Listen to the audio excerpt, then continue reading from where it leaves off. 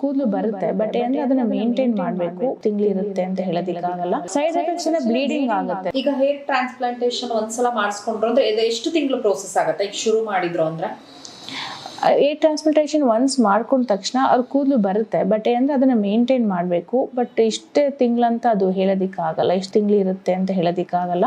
But ಚೆನ್ನಾಗಿ ಅವ್ರು ಹೆಂಗೆ ಮೇಂಟೈನ್ ಮಾಡ್ತಾರೆ ಅವ್ರದ್ದು ಪೇಷಂಟ್ಸ್ ಹೆಲ್ತ್ ಮೇಲೆ ಮ್ಯಾಟ್ರ್ ಆಗುತ್ತೆ.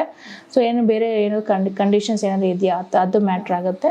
ಅದು ಹೇಗೆ ಮೇಂಟೈನ್ ಮಾಡ್ತಾರೆ ಅದು ಆ ಥರ ಅವ್ರು ನೋಡ್ಕೋಬೋದು. ಓಕೆ, ಈಗ 60+ ಅಥವಾ ಹಾರ್ಟ್ ಪ್ರಾಬ್ಲಮ್, ಪ್ರೆಗ್ನೆನ್ಸಿ ವುಮೆನ್ ಎಲ್ಲ ಮಾಡಿಸ್ಕೊಬಾರ್ದು ಅಂದ್ರಲ್ಲ, ಏನಾದರೂ ಸೈಡ್ ಎಫೆಕ್ಟ್ ಆಗುತ್ತಾ?